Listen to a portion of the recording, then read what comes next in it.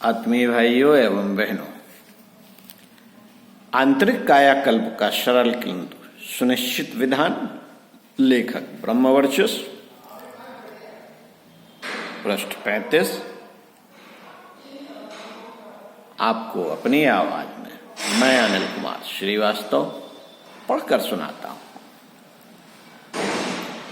अंतःकरण की संरचना दैवी तत्वों से हुई है। उसमें स्नेह, सौजन्य, सद्भाव, सच्चाई जैसी सत प्रवृत्तियां ही भरी पड़ी है।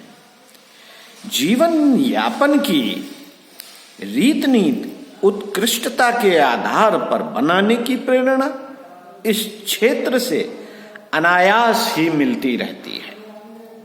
इस क्षेत्र में जब निकृष्टता प्रवेश करती है तो सहज ही उसकी प्रतिक्रिया होती है।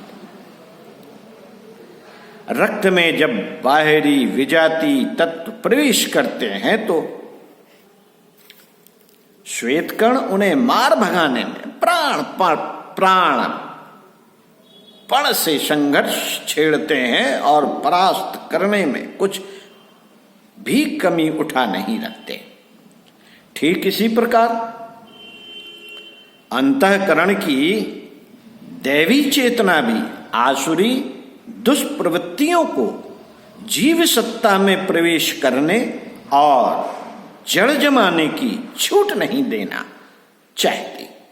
फलतः दोनों के बीच संघर्ष छिड़ जाता है। यही अंतर्द्वंद है जिसके बने रहते आंतरिक जीवन अशांत ही बना रहता है और उस विक्षोभ की अनेक दुखदायी प्रतिक्रियाएं फूट फूट कर बाहर आती रहती हैं। साथियों, दो सांड लड़ते हैं तो लड़ाई की जगह को तहस नहस कर देते हैं। खेत में लड़े तो समझना चाहिए कि उतनी फसल चौपट ही हो गई। दुष्प्रवृत्तियां जब भी जहां भी अवसर पाती हैं वहीं घुसपैठ करके जड़ जमाने में चूकती नहीं। घुन की तरह मनुष्य को खोखला करती हैं और चिंगारी की तरह चुपचाप सुलगती हुई अंत में सर्वव्यापी ज्वाला बनकर प्रकट होती हैं। ठीक इसी प्रकार दुष्प्रवृत्तियां आत्मसत्ता पर आधिपत्य जमाने के लिए कुचक्र रचती रहती हैं, किंतु अंतरात्मा को यह स्थिति पसंद नहीं। अस्तु वह विरोध पर अड़ी ही रहती है।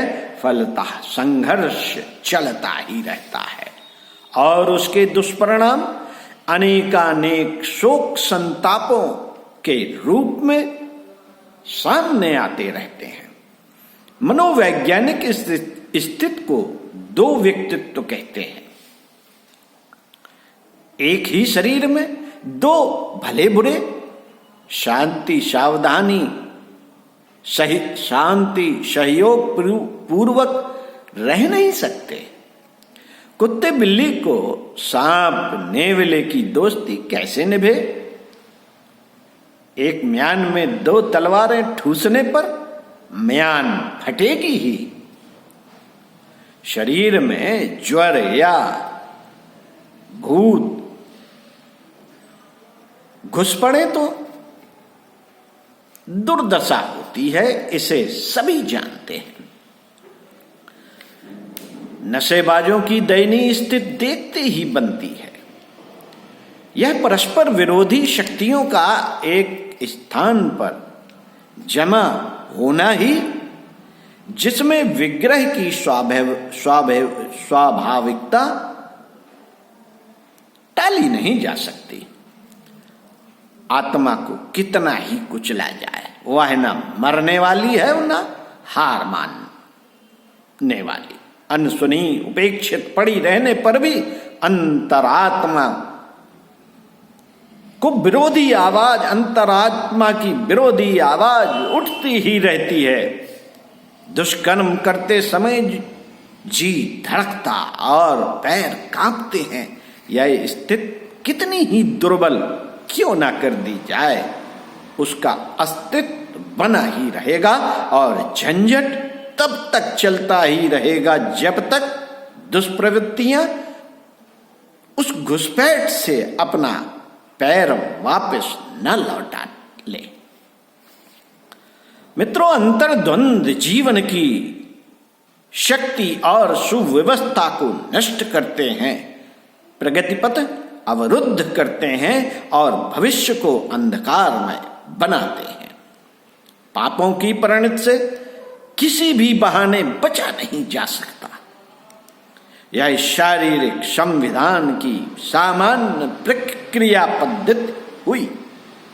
इसके अतिरिक्त समाजगत, प्रकृतिगत एवं ईश्वरीय व्यवस्था के और भी ऐसे कितने ही आधार हैं जिनके कारण कुमार्गामी को अपने दुष्कृत्यों के दंड अनेक प्रकार भुगतने के लिए विवश होना पड़ता है।